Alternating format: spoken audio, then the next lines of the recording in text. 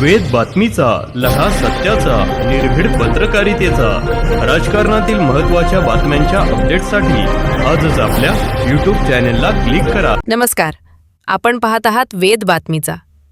पैशांसाठी विवाहितेचा बळी, सासरच्या छळाला कंटाळून तरुणीची विहिरीत उडी.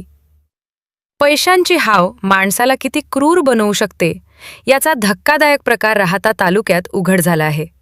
घराच्या बांधकामासाठी माहेरून 4 लाख रुपये आणण्यासाठी एका 23 वर्षीय विवाहितेचा सतत शारीरिक व मानसिक छळ करण्यात आला. या छळाला कंटाळून संबंधित विवाहितेने विहिरीत उडी घेत आत्महत्या केल्याची संतापजनक घटना घडली आहे. प्रिया शुभम ढगे असे मृत विवाहितेचे नाव असून या प्रकरणी पती, सासरे व सासू यांच्या विरोधात राहाता पोलीस ठाण्यात गुन्हा दाखल करण्यात आला आहे. मिळालेल्या माहितीनुसार मे 2024 ते 3 मे 2026 या कालावधीत प्रियाचा सासरच्या मंडळींकडून सातत्याने छळ सुरू होता. घराचे बांधकाम करायचे आहे, तुझ्या वडिलांकडून 4 लाख रुपये घेऊन ये, अशी मागणी करत तिला वारंवार मारहाण, शिवीगाळ करण्यात येत होती. तसेच अनेकदा उपाशी ठेवून मानसिक त्रासही दिला जात असल्याचा आरोप आहे. या अमानुष त्रासाला कंटाळून प्रियाने माहेरी राहाता तालुक्यातील एकरुखे येथे वडिलांच्या घराजवळील विहिरीत उडी घेत जीवन संपवले. आत्महत्येपूर्वी तिनं मोबाईलवरून कुटुंबियांना व्हॉट्सॲप संदेश पाठवत आपल्याला दिल्या जाणाऱ्या त्रासाची माहिती दिल्याचे समोर आले आहे. या प्रकरणी अनिल बाळासाहेब बोर्डे यांनी दिलेल्या तक्रारीवरून राहाता पोलिसांनी शुभम राजेंद्र ढगे, राजेंद्र आबासाहेब ढगे आणि प्रतिभा राजेंद्र ढगे सर्व राहणार कोऱ्हारे, तालुका राहाता यांच्या विरोधात गुन्हा दाखल केला आहे. आरोपींविरुद्ध भारतीय न्याय संहिता कलम 108, 85, 115, 352, 351, 3 अन्वये गुन्हा नोंदवण्यात आला असून पुढील तपास महिला पोलीस उपनिरीक्षक कोमल कुमावत करत आहेत. या घटनेमुळे राहाता तालुक्यात संतापाची लाट उसळली आहे. वेद बातमीचासाठी राजेंद्र उंडे, अहिल्यानगर.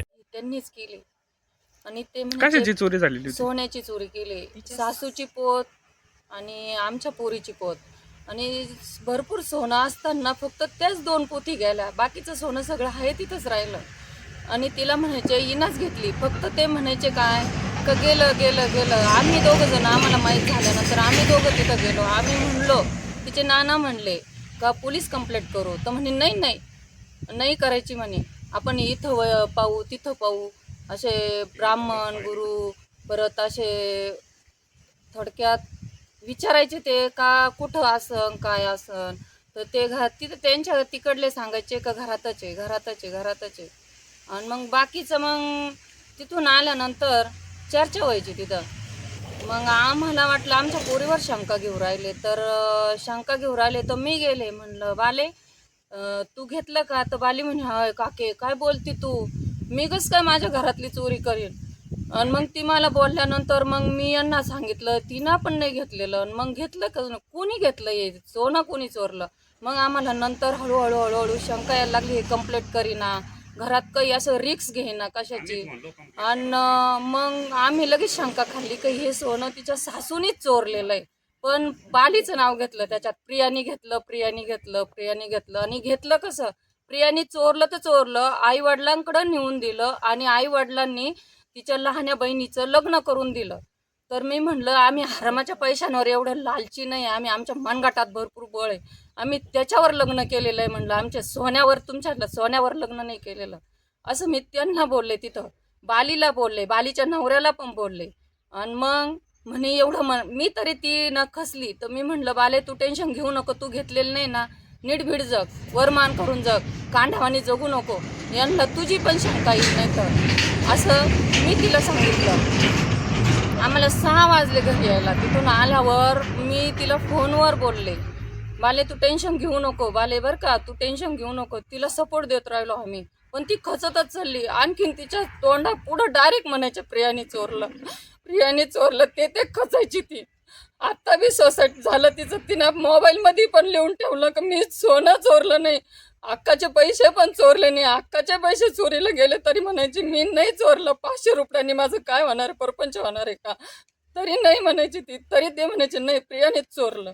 सगळ्यांना ती मला म्हणली म्हणे काकी म्हणे अख्ख्या वस्तीवर तिने माझा बोबाटा केला का. प्रिया घाण आहे, प्रिया पालथ्या पायाची आहे, परत माधवनं म्हणायची, लई बोलायची, लई शिव्या द्यायची म्हणे ती मला. तरी हिला जीव मुठीत धरून राहिली, जगली. आम्ही म्हणायचो थांब थांब, दम धर, दुसऱ्याचं लग्न होऊ दे, मग आपाप शांतता होईल. आपाप न म्हणतोय सासू थांब, दम धर. तिला दमच निघाला, तिने लगेच विहिरीत जीव दिला.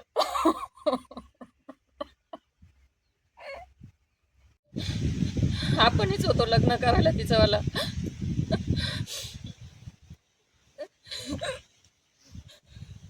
प्रिया ही माझी पुतणी आहे आणि आम्ही तिचं लग्न 17/2/2022 रोजी राहता येथे गोलकमंगल कार्यालयामध्ये करून दिलेलं होतं. पण तो काळ नेमका कोरोना असल्यामुळे ना कमी माणसांमध्ये लग्न करून दिलं आम्ही हे.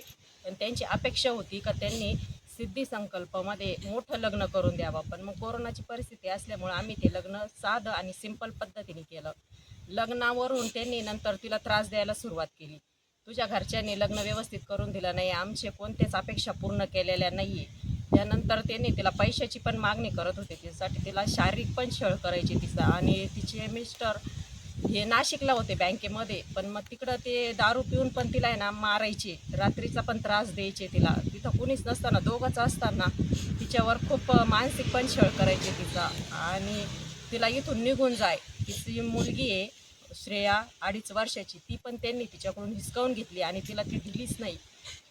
ती त्या मनस्थितीमध्येच नव्हती, तिचं बाळ हिसकावून घेतल्यामुळं ती इकडं आली. पण तिला आम्ही समजून सांगायचो, पण काय तिने काय विचार केला आणि काय नाही, ते घरच्यांच्या त्रासाला वैतागूनच ती स्वतःनीच आत्महत्या केलेली आहे तिने. तिची सासू आणि सासरे तिला इकडं पण खूप त्रास द्यायचे, तिकडं पण तिच्या नवऱ्याला काही ना काही सांगायचे फोनवर, तिला त्रास द्यायची. तिची सासू जास्त त्रास द्यायची तिला आणि नवऱ्याला पण सांगायची का तिला नांदवायचं नाही आहे म्हणून, तिला त्यांच्या घरी नेऊन घाल आणि तिची जी मुलगी आहे ना ती आपल्या इथं ठेवून घे. त्यांनी तिची मुलगी पण तिला शेवटपर्यंत दिलीच नाही. आणि इथं